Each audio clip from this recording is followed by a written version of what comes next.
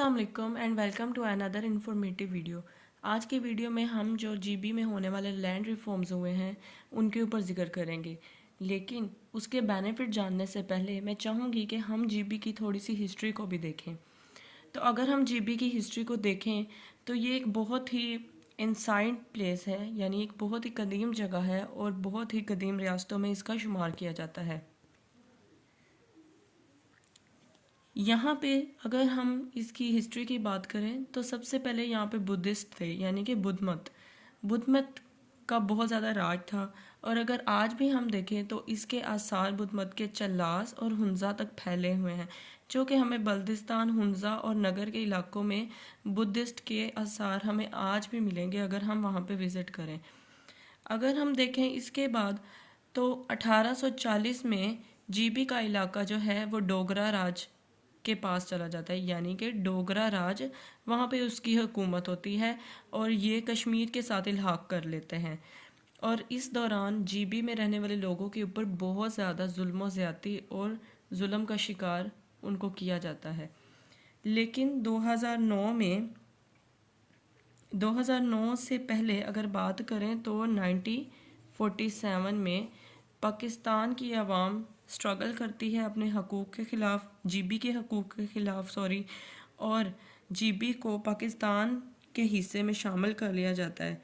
लेकिन 2009 के ऑर्डिनेंस के बाद इसमें मज़ीद जो है इन एडमिनिस्ट्रेटिव जो हैं वो इस्लाहात की जाती हैं, लेकिन फिर भी आज भी अगर देखा जाए तो जीबी को आइनी तौर पर इसकी हैसियत जो है वो गैर वाज़ेह है, जिसकी वजह से जीबी के लोग बहुत ज़्यादा स्ट्रगल कर रहे हैं अपने political and economic and social rights को हासिल करने के लिए। आज भी अगर देखा जाए तो पाकिस्तान में जीबी को एक कॉन्स्टिट्यूशनल सूबे के तौर पर नहीं माना जाता, लेकिन एक एडमिनिस्ट्रेटिव रीजन की ये हैसियत ज़रूर रखता है। अगर जीबी के इंटरनल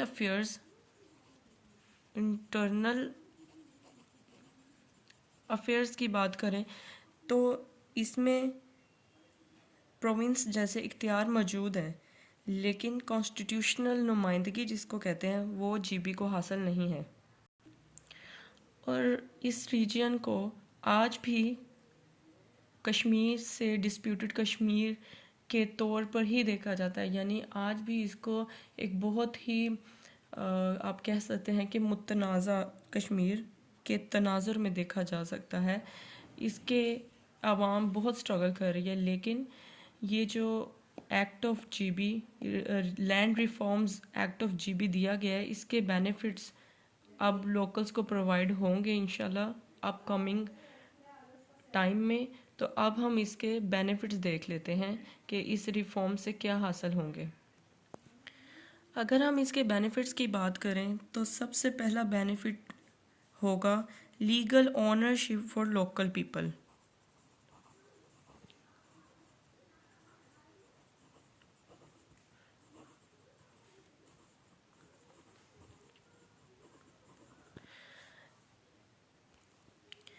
इसका मतलब है कि पहली बार गिलगित बल्तिस्तान की आवाम को अपनी ज़मीनों, पहाड़ों, चरागों और कुदरती वसाइल की कानूनी मलकियत दी जाएगी।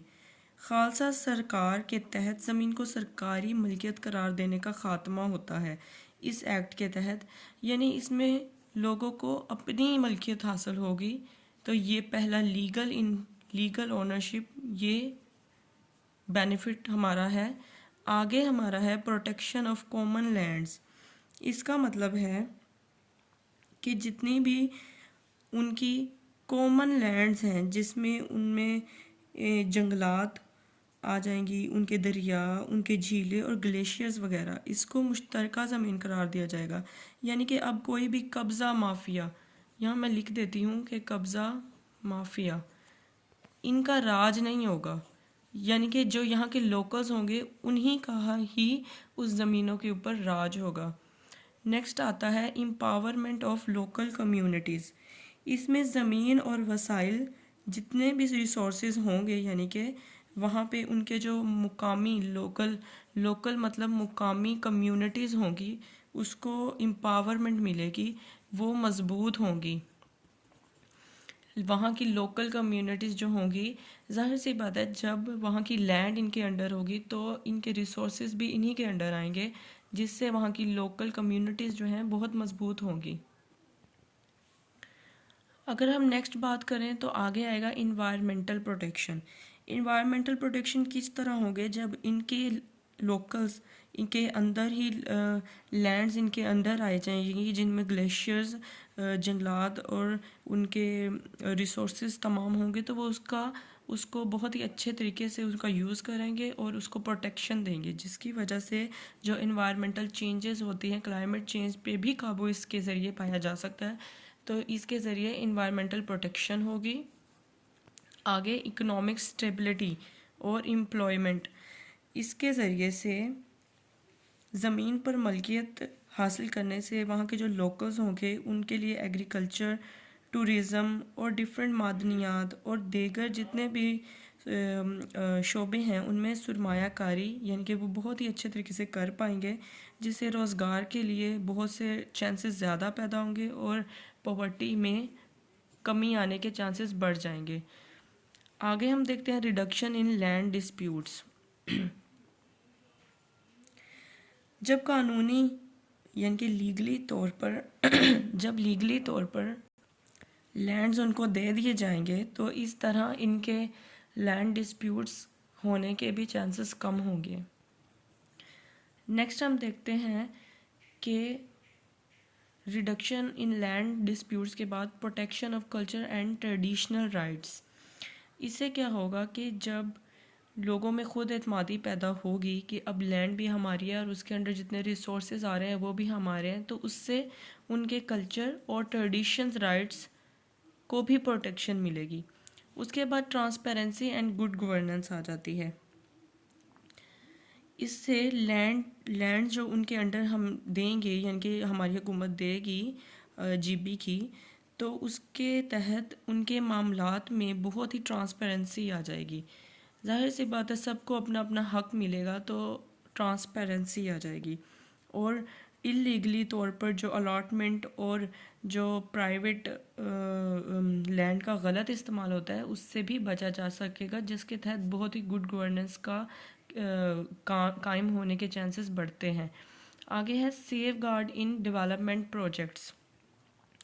تو اس سے جتنے بھی بڑے منصوبے ہیں، جتنے بھی بڑے پروجیکٹس ہیں جیسے کہ ڈیمز، روڈز اور سی پیک وغیرہ، اس میں جو لوکل آبادی ہے اس کے رائٹس کو پروٹیکٹ کیا جائے گا، اور اس سے مزید بہتری کی طرف ہی ہمارے ملک کے جو ہیں وہ ریسورسز بھی استعمال ہوں گے اور بہتری کی طرف بھی جائے گا.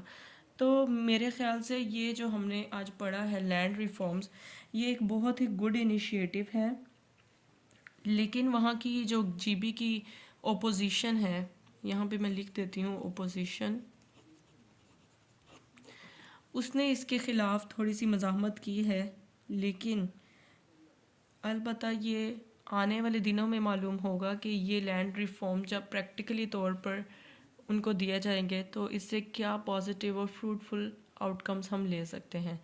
اس طرح کی مزید انفارمیٹیو ویڈیوز کے لیے آپ میرا یوٹیوب چینل سبسکرائب کر لیں اور اس کو شیئر بھی کر لیں تاکہ آپ جو بھی آنے والی ویڈیوز ہے اس سے مزید بینیفٹس حاصل کر سکیں اور آپ کے نالج میں مزید اضافہ ہو سکے. Thank you so much.